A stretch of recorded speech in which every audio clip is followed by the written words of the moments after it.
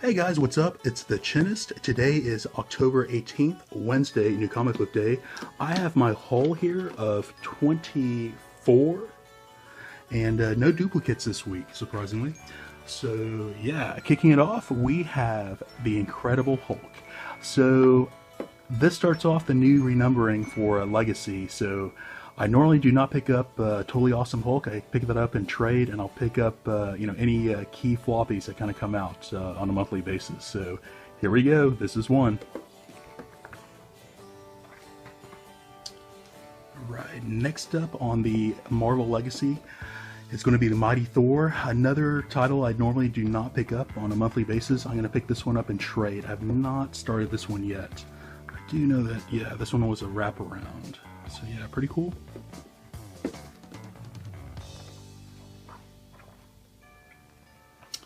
Alright, next up we have the Invincible Iron Man. So again, another Marvel Legacy renumbering, or numbering continuation, I guess, so to speak. So yeah, man, so I am reading everything about Riri. I think she's a pretty cool character. So Tony Stark apparently is going to kind of start to come back. You saw that his body was missing in the Legacy that came out. They didn't really say what happened to him or what's going on. They didn't say he woke up or anything. But you're going to find out that I'm pretty sure you're going to find out that he did wake up, and here we go, man. He's going to come back. So we never really totally lost him because we had the Tony Stark AI. But yeah, here he comes. Alright, man, this one was completely off my radar somehow. I didn't notice this one, but yeah, Deadpool versus Old Man Logan, with the real Logan, or our Logan, coming back from, I guess, Logan from Earth 616.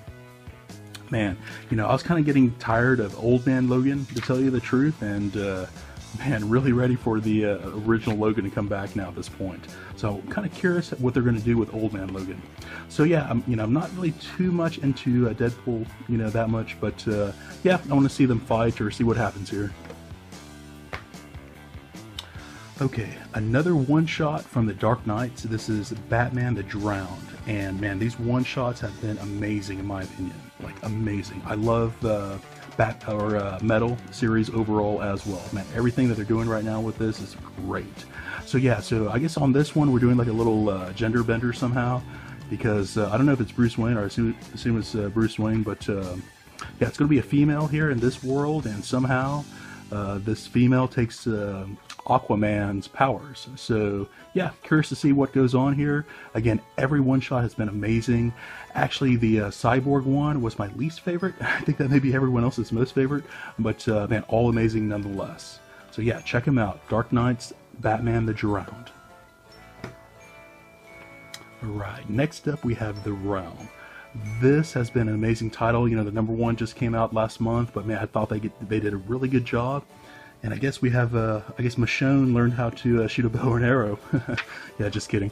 Okay, so yeah, The Realm, man, this is pretty cool stuff. So you have basically the Walking Dead, esque type of apocalyptic world, and it crossed over with like Lord of the Rings. So you have these, I guess, like these wormholes, or these holes that opened up into another realm, and you have like these demon goblins, orcs, whatever you want to call them, here on Earth. And so they've the humans have kind of come together. There's always constant battle, and it seems like the humans are fighting both each other and this other evil entity out here. So yeah, man, cool stuff. Really ready to rip into this title, man. I think this one's going to be a really good one here. So The Realm. Okay, next up we have another, or a #1, Kid Lobotomy. I think cover B was going to be the more popular cover. This is cover A. I just went with the cover A because the cover B's at the LCS were kind of had some tick marks, and the cover A's were pretty good. So picked up one cover A. This one seemed pretty cool, like a different type of storyline. I don't know too much of what the premise is here, but just kind of flip through, the artwork seemed kind of weird to go along with this weird type of storyline here. So yeah, I'm going to read through this #1, see if it kind of piques my interest at all, and see if I'm going to continue on with #2 or not. But yeah, Kid Lobotomy. Okay, another number one that came out. This is Maestros. So I did see this one in the previews when it came out a couple months back. You know, I read through it, the solicit. It didn't seem to, you know, pique my interest too much. So you have like a millennial who, he's from Earth, and he either gets like transported to this other world or this other parallel, you know, universe or something of that nature. And oh man, a little risque there. So I can leave it here on this 2-page fold out. So or splash page. But yeah, so this Earth guy comes over, and apparently on this world he has some sort of magical powers. You know, to the extent to where they treat him as a god. So, you know, it didn't seem too interesting to me at first, but kind of looking at the artwork now, I thought the artwork looked pretty good. So, yeah, it's really the artwork that got me on this one when I thumbed through. So I'm going to read through this one, see if I enjoy it or not. So yeah, Maestros. Alright, Kill or Be Killed by Ed Brubaker. Man, this title is awesome. This was a title that I originally passed up on when it first came out. You know, I felt that the artwork was a little bit off-putting, and I really thought it was about like some sort of mob type of storyline. Completely wrong. This artwork is awesome. It goes with the storyline, you know, goes hand in hand with the storyline in my opinion. There's supernatural that's involved here, you know, so you basically have this guy, he must kill periodically or else his demon will kill him. So, you know, it's kind of cool how, you know, you see his thought process on who he decides to kill and like how things happen. There's a lot of twists that kind of occur. There's a lot of supporting cast who are in here at this point in time. You find out this demon has afflicted like his father, you know, before he was even born. So yeah, man, this the storyline gets deeper and a little risque. It's a little bit deeper and deeper as we get into this. So yeah, Kill or Be Killed. If you have not picked it up, go try out the trades. Trade number 1 and 2 are out there. Alright, Kill the Minotaur. So, you know, this one's pretty good. Great thrill ride. You know, it's, you know, as they're going through this maze, you know, things are happening left and right. You have a lot of physical things that are going on, and you have, you know, a couple mental things as well. Cool stuff. You know, you find out this Minotaur is like some sort of alien, or, you know, it's something, you know, above and beyond, and this is where the mythos came from that, you know, we apparently know today. They apparently have a option out there to make this one into a movie, so I guess number 1 started getting pretty hot. They kind of started flying off the shelves, and you know, they're still out there at cover price. So if you run into one, you know, pick it up, in my opinion. But yeah, pretty cool storyline. You know, you have the main characters who are dying off as they get through the maze. Pretty cool stuff. I enjoy the storyline so far. Right, Shirtless Bear Fighter. Excellent comedy, man. I mean, this title here, you know, was far beyond what I thought it would ever be, to tell you the truth. You know, the comedy here is just hilarious. I'm over here laughing throughout almost every issue that's coming out. You know, this can't go on forever, but it's been a pretty fun ride so far, you know, with the bear punches and the bear kicks that have been occurring here. So yeah, man, cool stuff. You know, if you're looking for something that's different, if you're into comedy, try this one out. Shirtless Bear Fighter.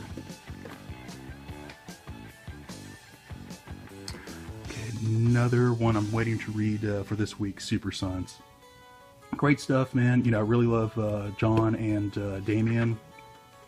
Their banter, you know, back and forth is just hilarious, man. So, you know, I'm sure they're targeting teenagers here, you know, for this title, but man, this does not let down, you know, in any way, shape, or form. A couple crossovers already. You know, you have the Teen Titans who were kind of brought into this title. You know, have other crossover stuff with things that are going on in the Superman title as well. Man, excellent stuff. So, you know, they're on this other world. They were whisked away to this other world on, you know, other end of the universe. Apparently everyone has powers, so there's a lot of kids out there, and they're suffering from, you know, some sort of entity. So they're trying to assist this world with its affliction. So yeah, man, great stuff. Super Sons. Okay, Swordquest. So I think this is the only Atari that I maintain. I kind of canceled some of the other storylines that I had picked up originally. But this is pretty good, man. This is like a this is a heist type of storyline, to where, you know, at one point in time there's this old Atari game called Swordquest, and, you know, there were prizes. One of the prizes was a sword, and the sword apparently was like, you know, $1 million plus or something of that nature. So you have the kids who grew up, they're adults now, and they're planning on stealing the sword that exists in real life. So yeah, man, cool stuff, cool concept, and you know, the humor has been pretty good in this one. You know, like a quick wit type of sarcastic humor that's in here, which I love. So yeah, Swordquest. Okay, next up we have Justice League, and I think this is the very last issue that Brian Hitch is going to be writing for this title. It's been, you know, just mediocre so far for the other story arcs, you know, so far, but man, this has been the best story arc that Brian Hitch has done, you know, in my opinion, so far on this Justice League run. So yeah, man, so cool stuff. So you have the children of the Justice League who came from the future. You know, their future's all screwed up. You don't really know exactly what happened yet or why it got screwed up. But they definitely came back with a plan, you know, to kill, murder one of the Justice League members here. You start getting just a little bit more, you know, you have Aquaman who came in from the future as well. You found out that Aquaman basically had to kill Cyborg, like, of his, you know, timeline in order to survive. So yeah, man, pretty cool stuff, how everything's kind of, you know, coming together now. Excellent, you know, fighting that's going on. This is definitely the absolute best story arc that Brian Hitch has done. So yeah, man, really interested to see how he ties this one up here. All right, next up we have Star Wars Captain Phasma. So this is number 4. Number 3 was just kind of mediocre in my opinion. It was kind of slow. Number 1 and 2 I thought were, you know, pretty damn good, you know, pretty excellent. So yeah, you find out, you know, Captain Phasma, she is a, you know, complete badass, and you know how she treats her subordinate, and you know, just her action. She's kind of always like thinking ahead, you know, always a couple steps ahead. So yeah, man, pretty cool stuff. I thought the artwork on this title here was, man, phenomenal in my opinion. So yeah, man, Captain Phasma, if you haven't checked it out, check it out. And I really like to see how they tie everything together into The Last Jedi. So yeah, cool stuff. Okay, next up we have Future Quest Presents, and we continue with the Space Ghost. I think that they're going to do Birdman as the next feature after this story arc is done here. I think at number 4. But yeah, man, cool stuff. You know, the that computer painting, the digital artwork that's done by, what is it, Olvetti? Man, cool stuff, man.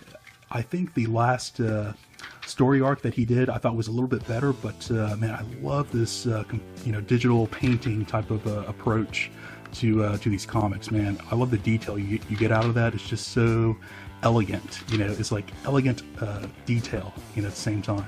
So yeah, man, cool stuff. If you were into the old Hanna-Barbera, you know, superheroes back in the day, man, this is excellent, man. They continue the storylines. They kind of bring it into a little bit more modern, but man, they did a great job with this stuff.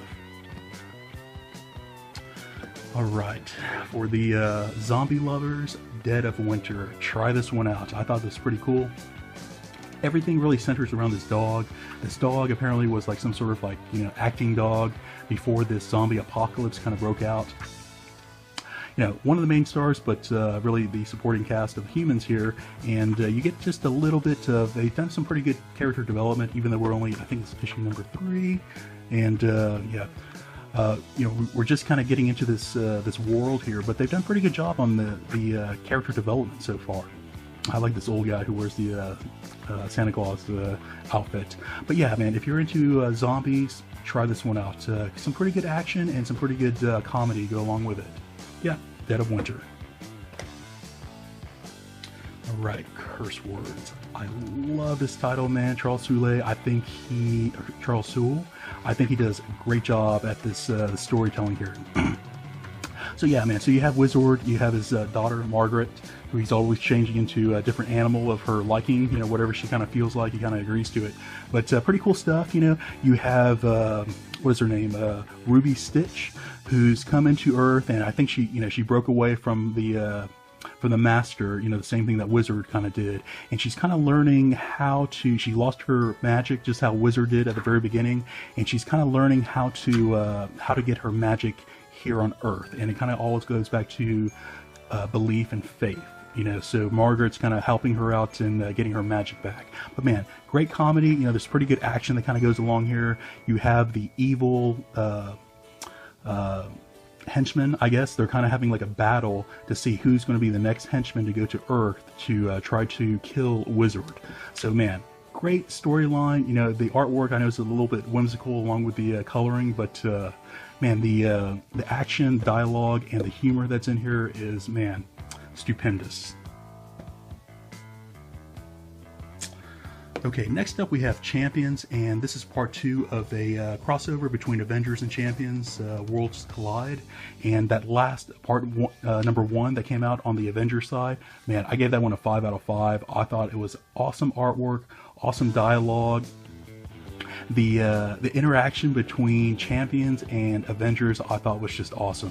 That, you know, the Avengers really treated the Champions just as like a junior league, you know, junior varsity team, I think is what they called them. And you know, they're just really, you know, talked down upon. They're like, hey man, you know, we're here right next to you, we're all badasses too, like, you know, we have a Hulk, like, you know, you can't treat us as like a secondary team. But man, pretty cool stuff. You know, this is if you're into either Avengers or Champions, don't miss this crossover here. So yeah, cool stuff. Alright, next up we have Superb, and I am actually going to stop picking up the single issues. I think I'm going to treat this entire universe that Lion Forge is building. I'm going to go over to trade, just kind of read it all together. But it's been pretty decent so far. So it's kind of like a Valiant, you know, world with Psiots they're kind of building here.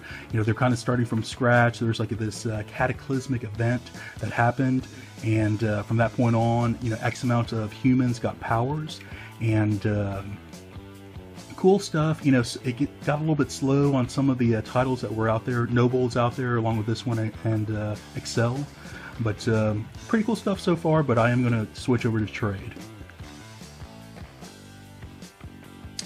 Alright, next up on the, continue with that superhuman power genre here, Generation Gone.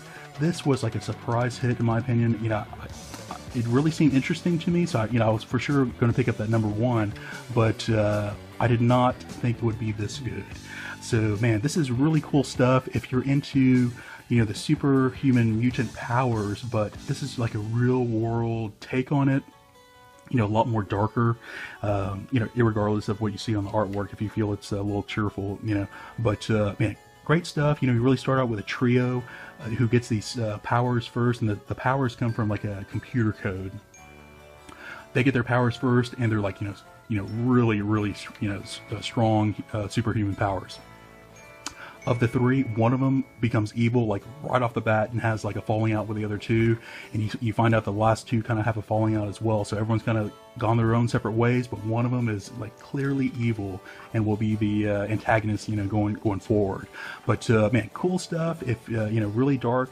If you're into superhuman type of power stuff, check this one out, Generation Gone. I think this is number 3. Alright, just mentioning that Valiant world, so Faith in the Future Force. Man, this is a pretty cool title right here. I love any type of like time warp, parallel universe, time loop type of storylines, and man, this one hits everything right there. So you had like the entire like Valiant universe trying to save the future, and you know, in the future, I forgot like how many years out this was, but there's some sort of robot, and he's just like decimating humanity. Like humanity is about to die in the future, and you have the Time Walker, her, and I forgot what her name was, but I guess Ivar gave her the time walking abilities. But you know, she brought Faith into the mix. Faith brought others, and you know, they kept on trying over and over again. Every time they tried to defeat the robot, they brought back more Valiant heroes. Like they basically brought back the entire Valiant universe, and they still failed. So this issue, I think they're kind of recouping and trying to figure out a new plan, because the direct assault is just not working against this robot that's killing everything. So yeah, man, cool storyline. If you like the time loop type of storylines and, you know, future possibilities, pretty cool stuff. Faith in the Future Force. Okay, next up we have Trinity. So this story arc has been horrible in my opinion. Not very good story arc, but man, the artwork I thought has been stupendous. I mean, look at this detail. who is doing this artwork? So this is Marion, and I don't know his first name, his or her first name. But man, I thought the detail in here, along with the coloring, man, awesome. So yeah, I wish the storyline was a little bit better, but I have not enjoyed the storyline too much from Trinity lately, but it really started off pretty strong. But yeah, I'm going to continue on. So yeah, Trinity number 14. Okay, last up for y'all, I have X-Men Gold. So this is part of the legacy, but they didn't do any renumbering, obviously. But yeah, pretty cool stuff. You have Mojo. They had a crossover between X-Men Blue and Gold. You have Mojo, who was introduced, and they kind of put them into like little groups, and they're kind of fighting, you know, various other super villains, you know, throughout time. And man, this has been just an awesome, like, you know, fight them out type of storyline here. So if you have been absent from picking up X-Men titles for a while, man, X-Men Blue and Gold and Astonishing X-Men are like perfect jumping on points, guys. Like, y'all really need to get back into the mutant world. I think they've treated this X-Men Blue and Gold with, you know, with a lot of care and attention, the way that they should have, you know. So yeah, check it out. So guys, that's going to be it for this week's brand new haul. Should you like what you see here, guys, please like and subscribe. I'm coming up to my, you know, 1 year anniversary coming up here next week. Surprised at that. But guys, thanks. It's been a fun ride so far. Again, should you like what you see here, please like and subscribe. Talk to you later.